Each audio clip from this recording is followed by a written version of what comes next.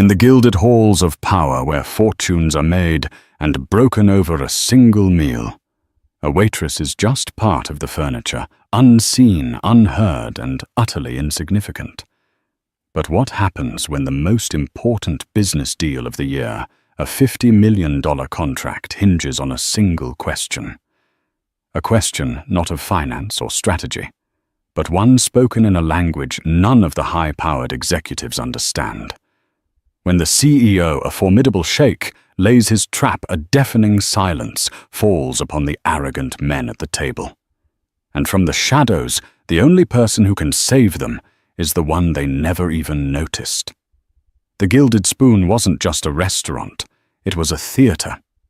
Every night, the same play was performed, the quiet, deferential dance of the service staff around the loud, self-important patrons. Clara Hayes was one of the dancers, and she knew her steps by heart. Tie the silk apron strings just so ensure the pen in her pocket didn't leak, and most importantly, perfect the art of being present, but invisible. For the past 2 years, this had been her world, a world of clinking glasses, hushed negotiations, and the lingering scent of truffle oil and ambition.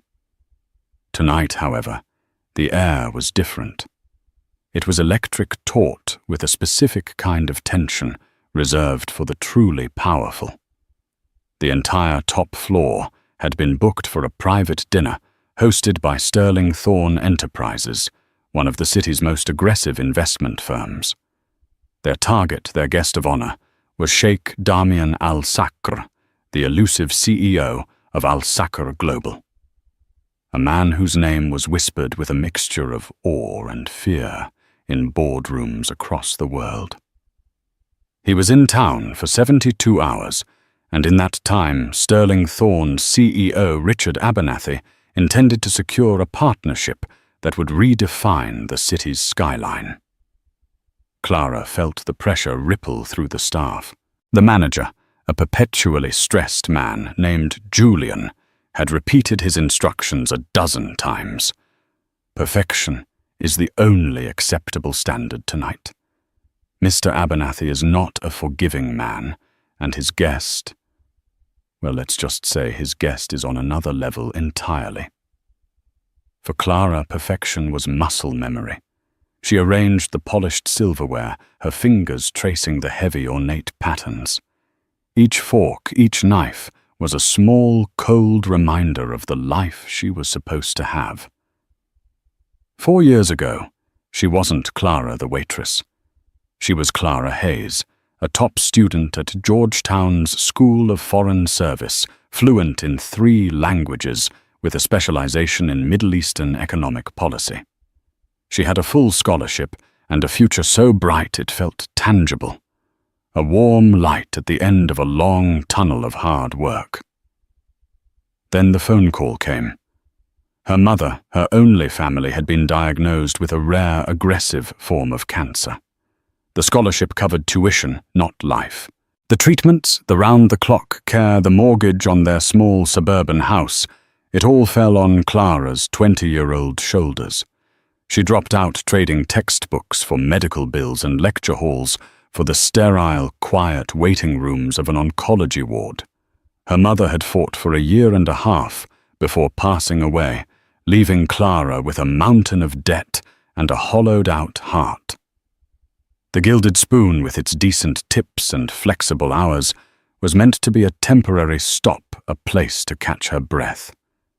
But 2 years had passed, and the weight of her obligations kept her anchored here, serving men like Richard Abernathy, men whose world she once aspired to join, not serve. Hayes Table 5 needs water now. Julian's sharp voice cut through her thoughts.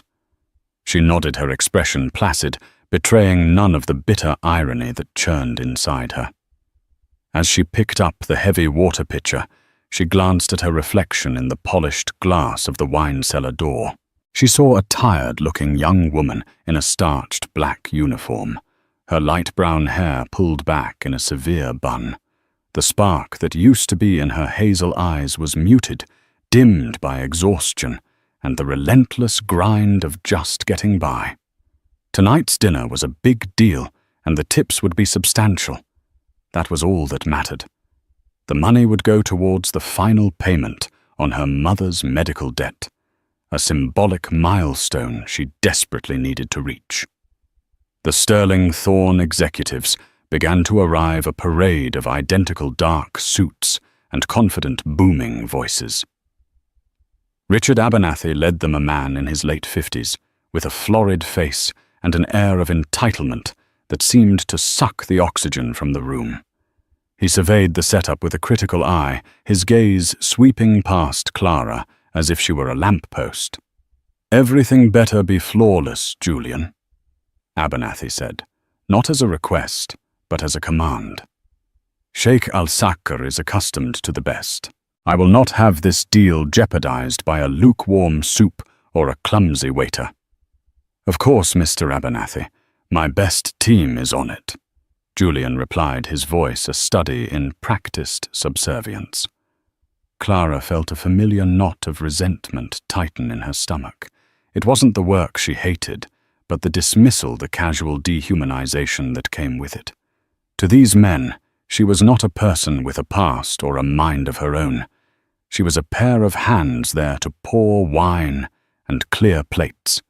She took a deep breath, pushing her feelings down into the deep, quiet place where she kept all the other things she couldn't afford to feel. Tonight was just another performance. She would play her part, smile her polite, empty smile, and count her tips at the end of the night. She had no idea that this particular performance would have a different audience, and that one man was about to see right through the uniform to the woman beneath. The arrival of Sheikh Damian Al-Sakr was not announced with a flurry of activity, but with a sudden, palpable shift in the room's energy. The loud chatter of Abernathy's team dwindled to a respectful hush. The doors to the private dining room swished open, and he entered.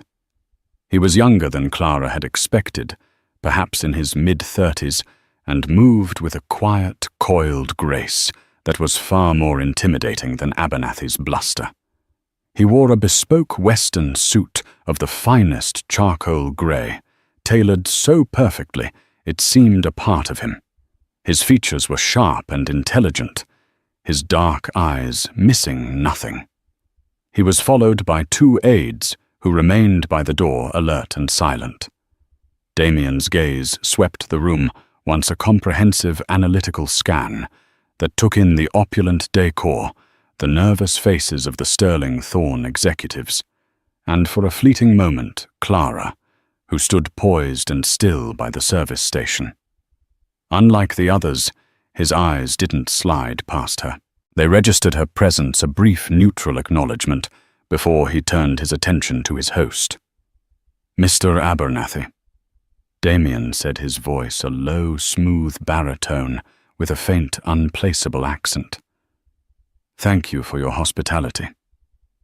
"Sheikh Al-Sakr, the honor is all ours." Abernathy boomed, stepping forward to shake his hand with a bit too much enthusiasm. "Please allow me to introduce my team. This is Mark Renshaw, my Senior Vice President, and Paul Fincher, our Head of Acquisitions." Mark and Paul. Two younger clones of Abernathy stepped forward, offering practiced smiles and firm handshakes. Their eyes, however, betrayed a mix of greed and anxiety. They looked at Damian like starving wolves, sizing up a lion aware of the prize, but terrified of its power. Clara began her duties, moving silently around the table to fill water glasses. Her proximity gave her a front-row seat to the unfolding dynamic. She was an expert in reading people, a skill honed by years of depending on tips, and she could already see the cracks in Sterling Thorne's facade of confidence. Abernathy was a peacock, puffing out his chest and launching into a monologue about his company's recent successes. He laughed too loudly at his own jokes, while his subordinates nodded in sycophantic agreement.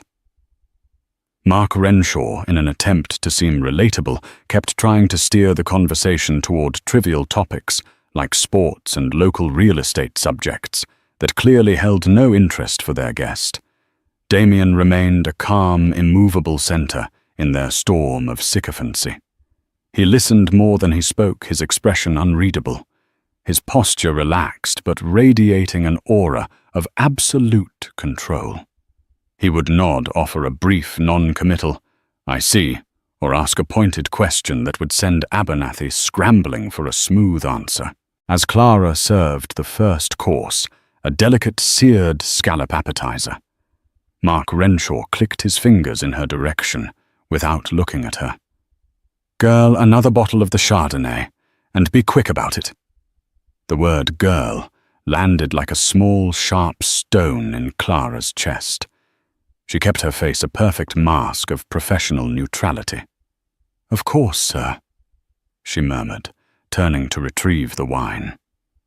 From across the table, she saw Damien's eyes flicker toward Mark, a subtle, almost imperceptible narrowing of his gaze.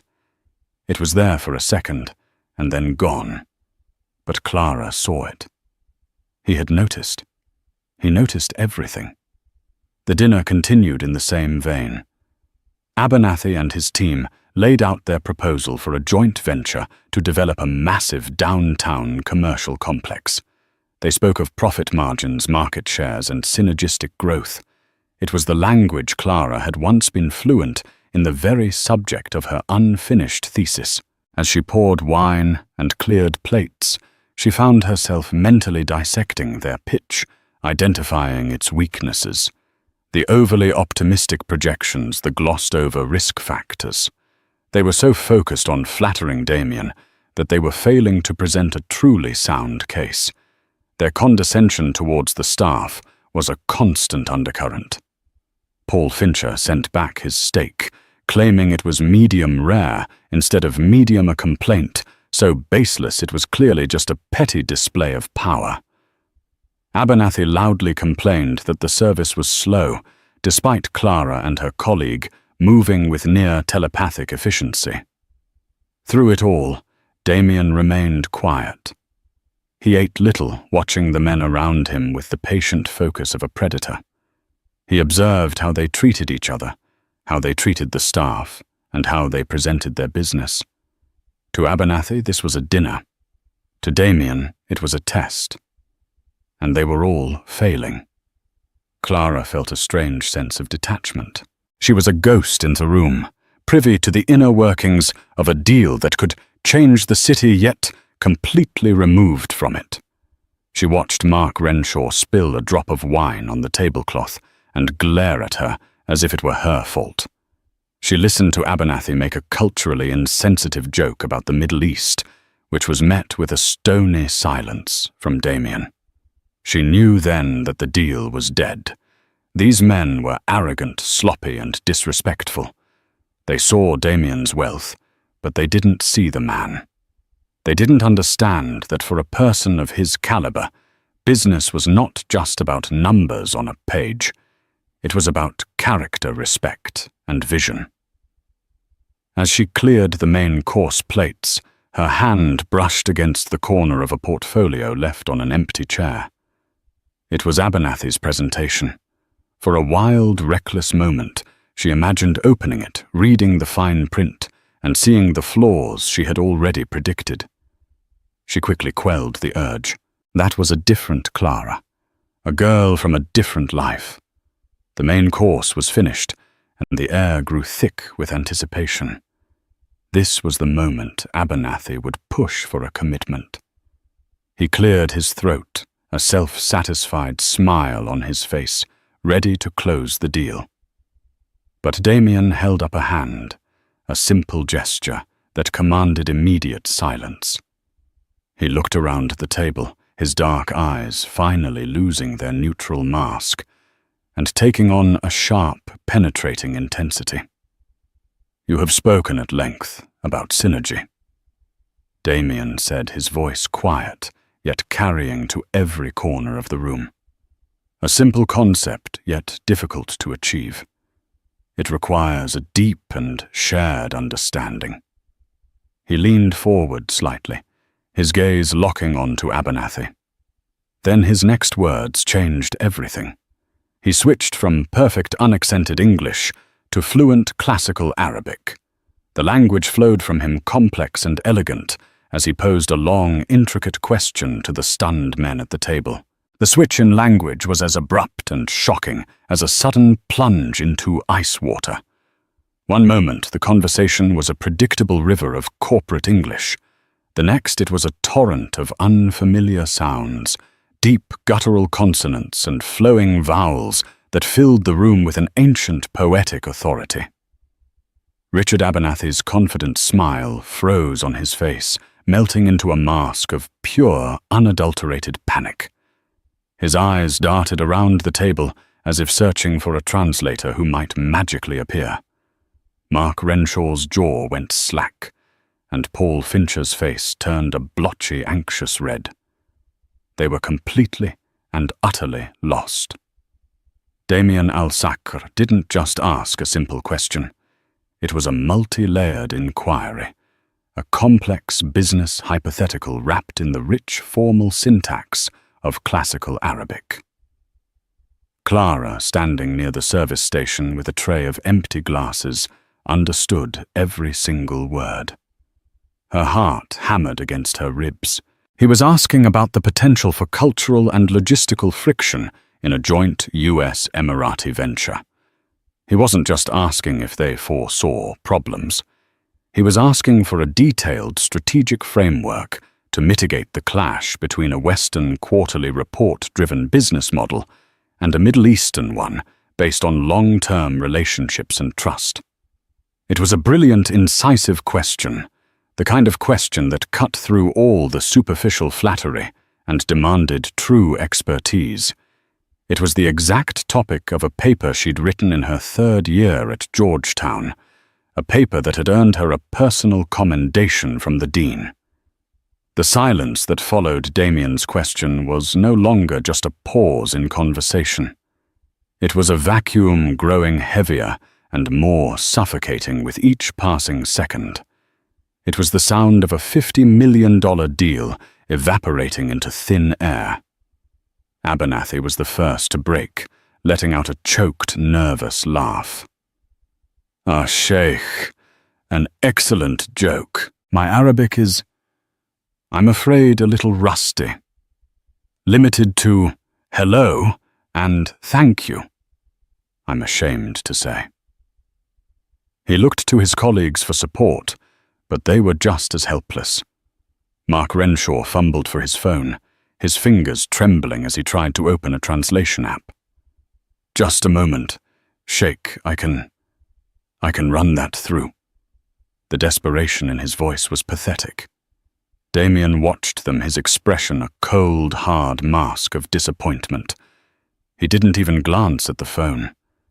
He simply waited, letting their incompetence hang in the air like a foul odor. He had given them a test, and they had failed spectacularly. It wasn't just about language. It was about preparation, about respect.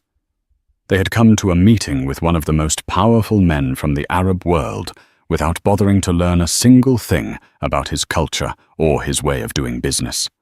They had assumed their money, and their swagger would be enough. "I am not joking, Mr. Abernathy," Damien said, switching back to English. His voice was quiet, but it had a new razor-sharp edge. "I'm asking about the fundamental principles of our potential partnership. If you cannot even comprehend the question, how can you possibly be trusted to help build the answer?" The rebuke was devastating, a direct hit that left Abernathy sputtering. "Well, we have teams for that. Specialists, translators. It's a matter of logistics, not a reflection of our commitment." "Commitment." Damien repeated the word slowly, as if tasting it for the first time and finding it sour. "Commitment begins with understanding. It appears you have none." Clara stood frozen by the wall.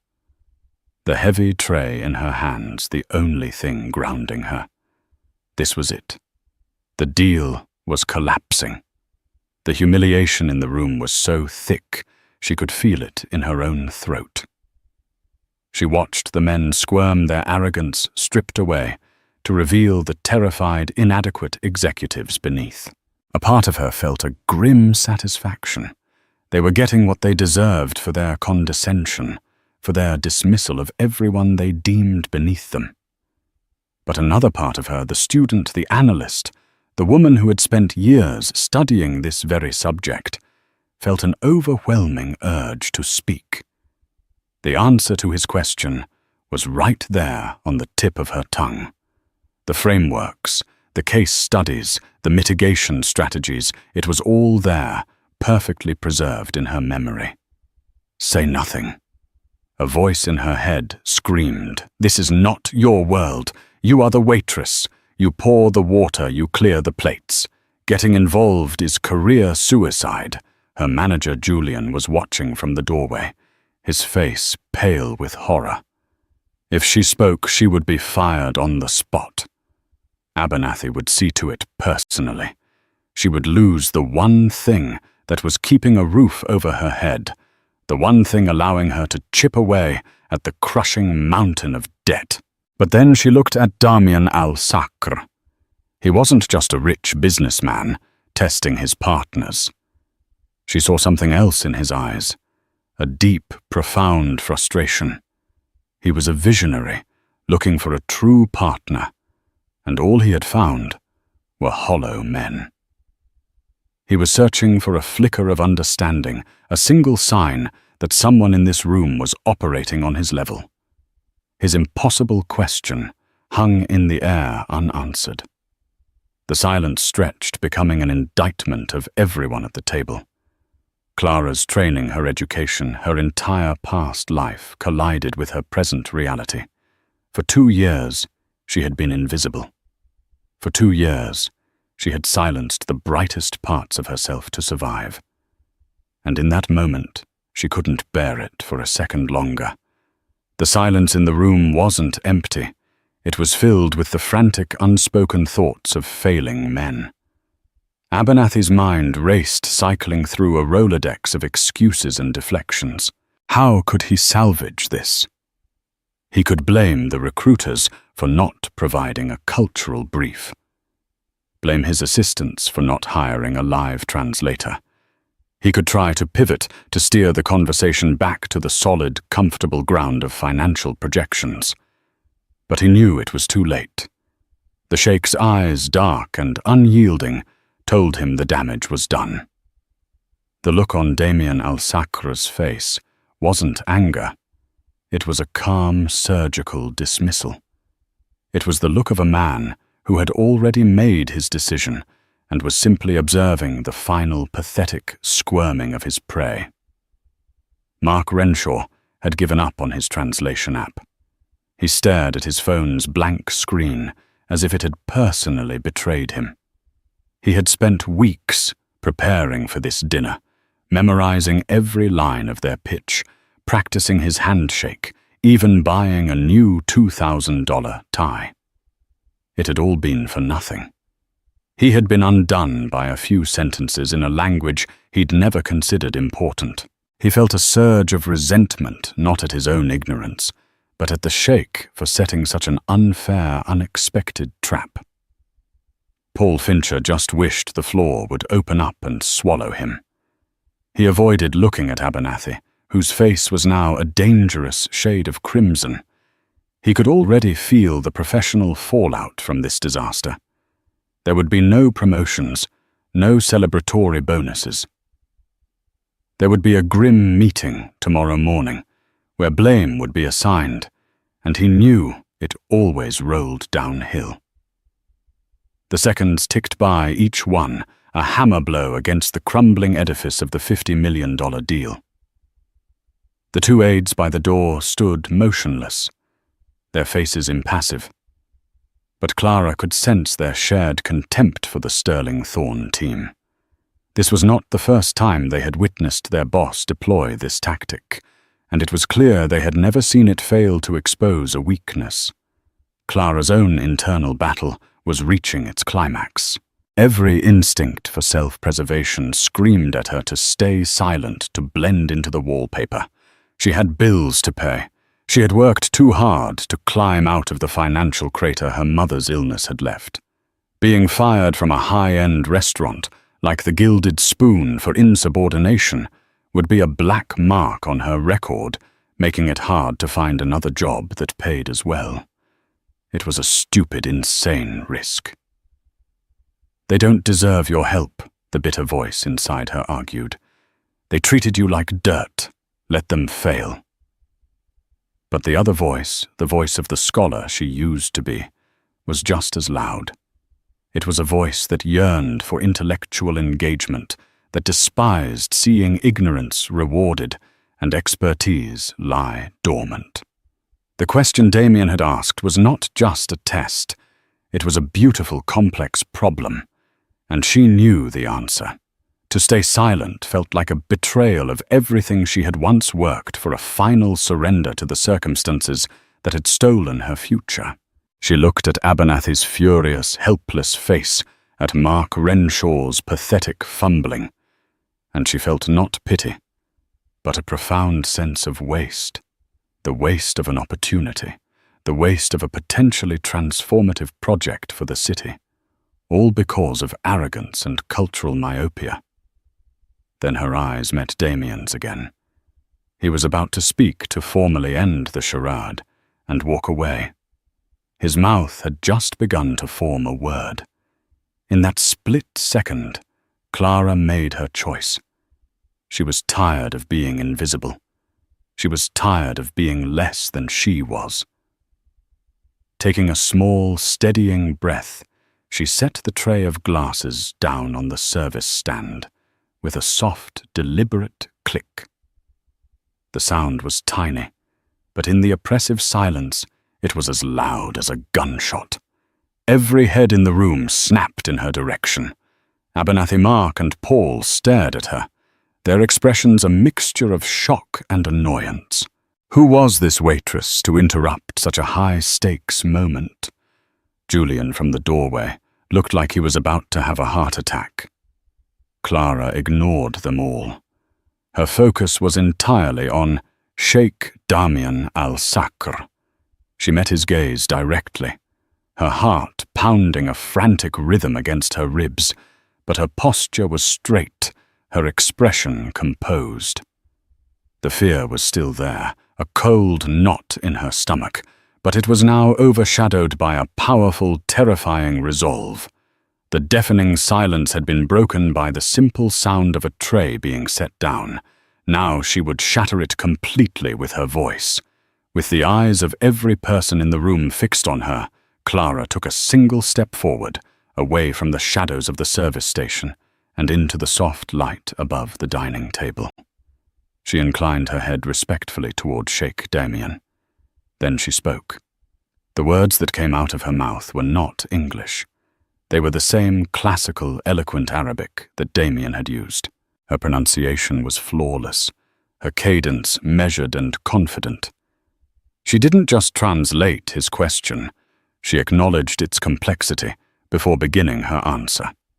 Your question touches upon the very heart of international partnership, a challenge that transcends mere financial modeling. She began in Arabic, her voice clear and steady, cutting through the stunned silence. Abernathy's jaw, which had been merely slack, now dropped open completely. Mark Renshaw looked back and forth between Clara and Damien as if he were watching a tennis match played with invisible balls. Julian, the manager, clutched the doorframe for support, his face ashen. He was witnessing the most spectacular act of professional self-destruction he had ever seen. Clara paid them no mind. She was no longer Clara the waitress. She was Clara Hayes of Georgetown, presenting her analysis. The primary friction, she continued, her gaze locked with Damien's, is not logistical, but philosophical. Western firms are often structured around short-term quantifiable metrics, for shareholder satisfaction. In contrast, many Gulf-based enterprises like Al Sacre Global are built on a foundation of long-term vision legacy and interpersonal trust. A successful synergy requires a hybrid governance model. She saw a flicker of something in Damien's eyes, not just surprise, but genuine, focused interest. He leaned forward, almost imperceptibly, his entire attention now centered on her. She went on outlining a three-pronged strategy. She spoke of establishing a joint oversight committee with equal representation, but with rotating chairmanships to balance power dynamics. She suggested that initial project milestones should be based not on profit, but on the successful integration of operational teams and the establishment of shared cultural protocols. She even quoted a line from the Arab poet Al-Mutanabbi about the strength of deep roots, weaving it seamlessly into her business argument. You cannot simply import a Western corporate structure and expect it to flourish, she explained. You must cultivate a new one from the ground up, one that respects the patience and relationship-based approach of one partner, while leveraging the agile, data-driven methods of the other. It is not about compromise, where both lose something. It is about synthesis, where a stronger third way is created. Her answer was concise, yet comprehensive, theoretical, yet practical. It was an answer born not from a quick Google search or a translation app, but from years of dedicated study and deep critical thought. It was in every respect the perfect answer. When she finished, a new kind of silence fell over the room. It was not the heavy, awkward silence of before. This was a silence of pure, unadulterated shock. The Sterling Thorne executives stared at her, as if she had just sprouted wings. They hadn't just been upstaged, they had been rendered completely and utterly irrelevant by their waitress. Clara's heart was still pounding, the adrenaline of her reckless act coursing through her veins. She had done it. She had spoken her truth, and now she braced for the consequences. She expected Abernathy to explode in a fit of rage to have her thrown out, but Abernathy was speechless, his face a kaleidoscope of confusion, fury, and humiliation. He looked at Clara, then at Damien, his mind unable to process what had just happened. Damien Al-Sacre was the first to speak. He didn't look at Abernathy or his team. His dark, intelligent eyes were still fixed on Clara. He spoke in English now, his voice soft, but carrying an unmistakable weight of command. You have an unexpected expertise in this matter. It wasn't a question. It was an observation laden with curiosity. Before Clara could respond, Abernathy found his voice. It was a strangled, furious rasp. "What is the meaning of this?" he snarled, directing his anger not at Damien, but at the easiest target. "Who do you think you are? You're the help. You're fired. Julian, get her out of my sight. Get her out of here now." Julian started to move forward, his face a mask of professional panic. Clara stood her ground, her chin held high. She had known this was coming, but she didn't get a chance to move. "She will stay," Damien said. The two words were spoken quietly, but they landed with the force of a physical blow. Abernathy Julian. Everyone froze. Damien Al-Sacre turned his head slowly, fixing Richard Abernathy with a gaze so cold it could have frozen fire. "This dinner," he said, his voice dropping to a dangerously low level, "is over. Please show my associates out. I wish to speak with Ms." He paused, looking at Clara, his eyebrows raised in a silent question. "Hayes," Clara supplied her voice, barely a whisper. "Clara Hayes." "I wish to speak with Ms. Hayes." Damien repeated his tone, leaving no room for argument. "Alone," The dismissal was brutal in its efficiency. Sheikh Damien al-Sakr didn't raise his voice or make a scene. He simply gestured toward the door, a silent command that his two aides immediately understood. They stepped forward, their presence suddenly far more imposing, and politely but firmly ushered the Sterling Thorne executives out of the room. Richard Abernathy's face was a storm of conflicting emotions. The humiliation of being dismissed from his own dinner was warring with the fury of being undermined by a waitress. He shot Clara a look of pure venom, a silent promise of retribution that made her stomach clench. But he didn't dare argue with the sheikh. With a final choked sound of indignation, he turned and stalked out of the room, his two vice presidents trailing behind him like scolded dogs. Julian, the manager, lingered by the doorway, wringing his hands. Sheikh al-Sakr, my sincerest apologies. I can assure you this breach of protocol is unprecedented. The employee will be dealt with. You are dismissed as well. Damien cut in his voice, calm but absolute. Julian's mouth snapped shut. He gave Clara one last bewildered look before scurrying away, leaving the vast dining room in an unnerving quiet. Now it was just the two of them, the sheikh and the waitress. The immense table laden with the remains of an abandoned dessert course sat between them like a battlefield after the fighting has stopped. The air hummed with unspoken questions. Clara's adrenaline was beginning to fade, replaced by a cold, creeping dread. She had won the battle, but had she just lost the war? Her job was gone, and Abernathy was a powerful man with a long memory. Damien rose from his chair, his movements fluid and deliberate.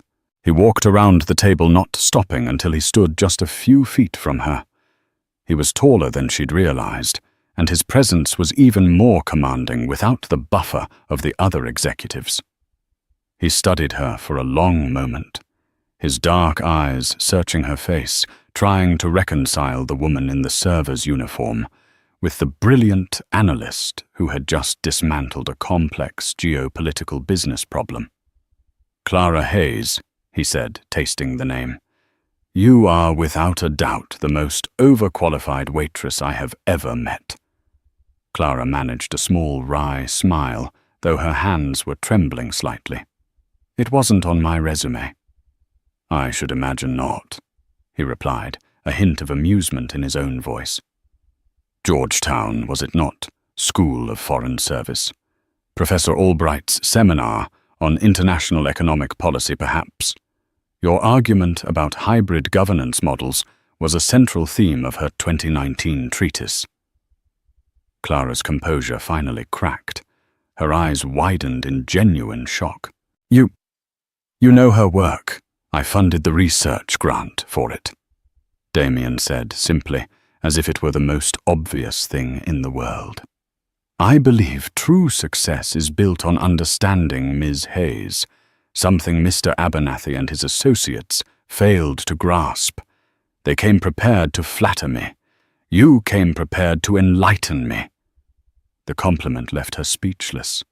For years her knowledge had been a secret, a source of quiet grief for a life she had lost.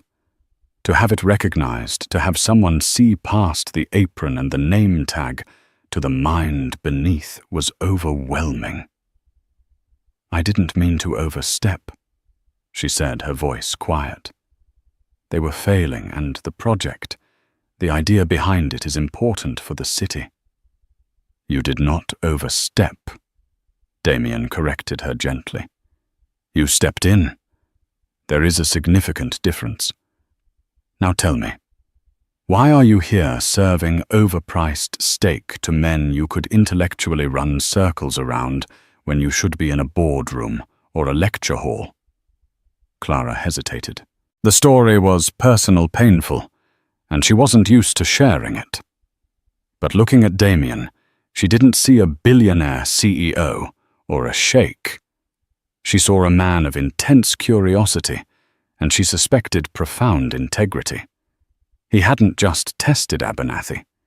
He had been searching for something, and for some reason he believed he had found it in her. He deserved the truth. Taking a deep breath, she told him everything. She spoke of her scholarship to Georgetown, her passion for her studies, her dreams of working in diplomacy or international development. Then she told him about the phone call, her mother's diagnosis, and the impossible choice she had to make. She described the grueling years of balancing part-time jobs with hospital visits, the crushing weight of medical debt that grew with every new treatment, every failed hope. She spoke of her mother's passing with a quiet dignity that hid the deep well of grief still inside her. When she was gone, the debt remained. Clara concluded, her voice thick with emotion. The degree was incomplete, and the loans were coming due. This job, it was supposed to be temporary, a way to stay afloat. But the debt was bigger than I was. Damien listened to her story without interruption, his expression unreadable, but his attention absolute. He had seen wealth and poverty, ambition and despair all over the world, but there was a quiet strength in Clara's story that resonated with him. She hadn't been defeated by her circumstances. She had merely been contained by them. When she finished, he was silent for a moment, processing it all. "In my culture," he said finally, his voice soft, "we believe that adversity does not build character. It reveals it. Your character, Miss Hayes, is formidable." He walked over to the window, looking out at the glittering city skyline below. "Abernathy's project is flawed," he said, more to himself than to her. "His numbers are inflated, and his vision is short-sighted. He wants to build a monument to himself. I want to build a legacy for the city." He turned back to face her. "But the potential, as you said, is real. It just needs the right leadership. It needs someone who understands that a foundation of trust is more valuable than one of concrete." Clara's heart began to beat faster as she started to understand where he was going. The idea was so audacious, so impossible that she barely dared to entertain it. "Abernathy assumed I was here to be a silent partner, a walking bank account," Damien continued, a sharp edge returning to his voice. "He was mistaken. I came here to find a leader for this project on my side of the table. A CEO for Al-Sacr Global's North American operations. I had a feeling I would not find that person at his dinner table." He paused, his gaze intense. "It seems my feeling was correct." He took a step closer, his eyes locking with hers. "The test was not for him, Ms. Hayes. Not really. It was a net cast into a wide room to see what I might catch. I was looking for intelligence, integrity, and courage. I have found all three." The unraveling was complete, not of the deal, but of her entire life. In the space of an hour, she had gone from a disgraced, unemployed waitress to what she didn't even know. The world had tilted on its axis, and she was struggling to find her balance. Clara stared at Damien, her mind a maelstrom of chaotic thoughts, unable to anchor itself to the new reality he had just constructed. The word he had spoken, CEO, reverberated in the silent room, sounding less like a job title and more like a term from a foreign language she couldn't comprehend. It was an absurd, impossible notion. Just hours ago, her primary concern was a threadbare seam on her uniform, and calculating whether the night's tips would be enough to cover next month's rent and a late utility bill. Now this man, a figure of almost mythical global influence, was offering her the reins of a corporate empire's North American division. CEO. The word escaped her lips as a fragile, breathless whisper, utterly devoid of the authority it was meant to command. She felt a hysterical laugh bubbling in her chest and quickly suppressed it. Mr. Al-Sacre, with all due respect, that's insane. I am a waitress. Look at me. She gestured down at her practical non-slip shoes and the simple black uniform now faintly stained with the evening's labor. My last professional experience involved a library card scanner. I don't have an MBA. I don't even have a finished bachelor's degree. My resume has a 4-year gap filled with this. I am the definition of unqualified. Damien listened patiently, his expression unwavering. He didn't dismiss her objections. He considered them, his dark eyes thoughtful. When she finished, a faint, knowing smile touched his lips. Everything you have just said is a fact, Ms. Hayes. But none of it is the truth. The truth is that you stood in a room with a man who could professionally and financially ruin you in front of a team of executives who perceived you as less than human, and you delivered a more insightful, strategic, and culturally nuanced analysis than their entire board could produce in a year. You demonstrated more courage in that single, unsolicited act than Richard Abernathy has shown in his entire, carefully curated career. You believe a piece of paper, a diploma, is what qualifies a person for leadership. He took a slow, deliberate step closer, his voice lowering with intensity. That piece of paper proves only that you can follow a curriculum. It says nothing of your ability to innovate, to lead under pressure, or to act with integrity when it is costly to do so. Your life, Ms. Hayes, has been your qualification. You have managed crippling debt, navigated the labyrinthine healthcare system, and endured the daily indignities of a service job, all while retaining the sharp, analytical mind that was honed at one of the world's finest institutions. That is not a gap on a resume. That is a crucible. It has forged a strength in you that people like Mark Renshaw cannot even begin to comprehend. His words were a powerful counter-narrative to the story of failure she had been telling herself for years. He wasn't just offering a job. He was reframing her entire past, transforming her perceived weaknesses into undeniable strengths. He gestured around the opulent, empty dining room.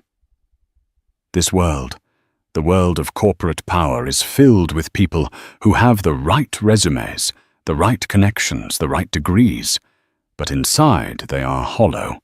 They lack vision, they lack substance, and most of all, they lack character. I have spent my life learning to see past the facade, past the tailored suits and the confident handshakes. I do not look at you and see a waitress. I see a brilliant strategist who understands the crucial intersection of culture and commerce. I see a person of immense integrity who sacrificed her own ambitions for the love of her family. And I see a natural leader who has simply been waiting for an opportunity worthy of her. The conviction in his voice was absolute, leaving no room for argument. He was seeing the person she had once hoped to become, the person she had long since mourned and buried. That dormant self began to stir within her, awakened by the force of his belief in her. What you did tonight was not about showing off your language skills. Damien continued, his tone becoming even more serious. It was an act of profound integrity. You spoke up not for personal gain. Indeed, you risked everything, but because you knew what was right. You valued the potential of the project, the good it could do for this city, over your own personal safety. That Ms. Hayes is the single most important quality I look for in the people I entrust with my family's name and legacy. Everything else, the intricacies of corporate finance, the specific management techniques, the procedural nonsense, all of it can be taught. Character cannot. He walked back to the head of the table, his presence commanding the space effortlessly. From the inner pocket of his perfectly tailored jacket, he produced a heavy, elegant fountain pen and plucked a clean, starched linen napkin from the table setting. With a few swift strokes, he wrote a name and a phone number. "This is Sarah Bradley," he said, holding the napkin out to her. "She is my global chief of operations based in London. She is pragmatic, brilliant, and she will be your primary point of contact. Call her tomorrow morning. She will arrange everything. We will, of course, have my family office settle your outstanding personal debts immediately. Consider it a signing bonus, a symbolic clearing of the slate." He paused, his eyes locking with hers. "Your starting salary will be more than sufficient to ensure you never have to worry about such trivialities again." Clara stared at the napkin. The numbers written on it represented a portal to another universe. The casual way he spoke of eliminating her debt, the monstrous, suffocating weight that had dictated every choice she'd made for years, was staggering. It was too much to process. Tears of shock, relief, and sheer terror welled in her eyes, blurring the image of the man in front of her. I don't know what to say," she stammered, the words catching in her throat. "Say you'll accept." Damien urged, his voice softening. "Say you will bring your mind, your character, and your unique perspective to Al Sacre Global. Help me build something meaningful in this city. Something that lasts." This was the precipice, the ultimate crossroads she never could have anticipated. One path led back to the familiar shadows of her life. A life of quiet desperation, of being invisible, of being safe but suffocatingly unfulfilled. The other path led into a blindingly bright world of immense pressure, staggering responsibility, and limitless opportunity. It was the most terrifying choice she had ever faced. But the thought of turning back, of putting on the apron tomorrow morning and pretending this conversation never happened, was infinitely more terrifying. Slowly, as if in a dream, she reached out and took the linen napkin. Her trembling fingers brushed against his, and she felt a jolt of energy, a silent, powerful acknowledgement that passed between them. It was a meeting not just of a potential employer and employee, but of two minds that against all odds recognized something essential in one another. She drew a deep, shuddering breath, the first truly full breath she felt she'd taken in years. She lifted her chin, her gaze meeting his directly. The tired, defeated waitress was gone. In her place stood the woman he had seen all along. "Okay," she said, her voice finding a new, surprising strength.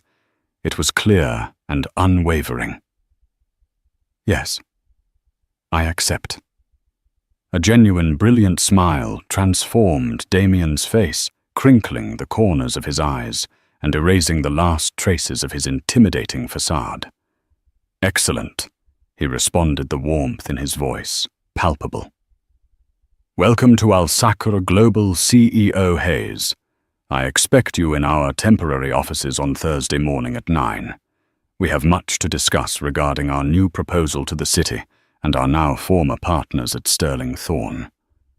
The implication hung in the air, sharp and delicious. They were not just taking over the project. They were going to build it on the ashes of Abernathy's arrogance. It was a new beginning for her, and a final reckoning for the man who had tried to make her feel small. As Damien and his aides departed, leaving her utterly alone in the silent, cavernous room, Clara sank into the nearest plush chair, her legs no longer able to support her. She looked down at the linen napkin clutched in her hand. It was just a piece of paper with a name and a number. But to her, it was the key to a future she thought had been permanently locked away. She had walked into the Gilded Spoon that evening as a waitress, a ghost in the machine of other people's lives. She was walking out as its master, her voice finally ready to shape the world. Clara's story is a powerful reminder that we should never judge a person by their uniform or their circumstances. The most brilliant minds and the strongest characters can often be found in the places we least expect. Her courage to speak up, to be seen for who she truly was, didn't just save a deal. It transformed her entire life. It shows us that true value isn't found in a title or a bank account, but in knowledge, integrity, and the bravery to use your voice even when you're terrified. What did you think of Clara's incredible journey? Have you ever witnessed someone being underestimated, only to see them triumph? Share your stories in the comments below. If this story inspired you, please hit the like button. Share it with someone who needs to hear it, and don't forget to subscribe for more unforgettable real-life dramas.